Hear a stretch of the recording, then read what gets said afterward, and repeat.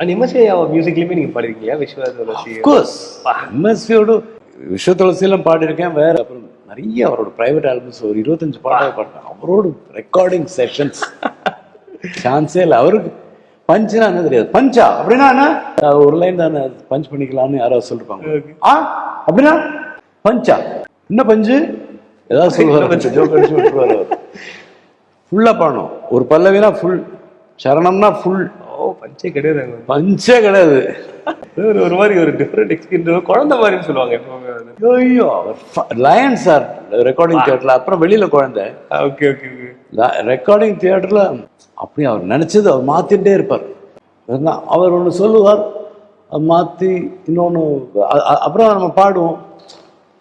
இது இப்படி இல்லையோ அது இப்ப சொன்னீங்க சார், நீங்க போன வாட்டி அப்பா அனந்து சொல்லல சார், அவர் பாட இது பாட சொல்லு இப்போ வாய்ஸ் வருது பேசாம.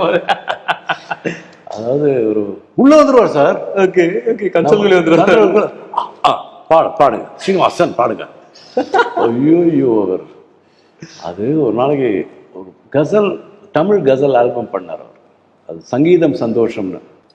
நான் 2 பாட்டு பாடிருக்கேன். அதில் பாடி முடிச்சாச்சு, எல்லாம் ரெக்கார்டிங் எல்லாம் ஓவர், மிக்ஸ் பண்ணிட்டு இருக்காங்கன்னு நினைக்கிறேன். ஸோ ஒரு நாள் டக்குன்னு அவரோட அசிஸ்டன்ட் சந்துரு ஃபோன் பண்ணி, ஸ்ரீனிவாஸ் சார் அண்ணன் பேசுறேங்க, அண்ணன் பேசுறேங்க என்ன ஸ்ரீனிவாசன் பயந்து, அவன் ஏதோ தப்பு பண்ணிட்டோம், ஏதோ பாட்டு என்ன சார் அந்த பாட்டோட 2 ட்ராக் பண்ணிருக்கேன். அந்த பாட்டு நீங்க பாடினது ரொம்ப அருமையா பாடுறீங்க தம்பி, எனக்கு கண்ணில் தண்ணி வந்துருச்சு சார்.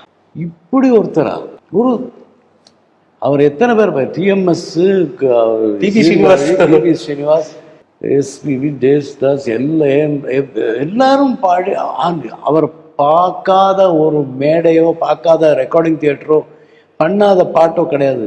ஒரு புதுசா ஒரு பையன் வந்திருக்கான் ஒரு, ஆனா அவருக்கு அங்க மியூசிக் மட்டும்தான் இம்பார்ட்டன்ட்.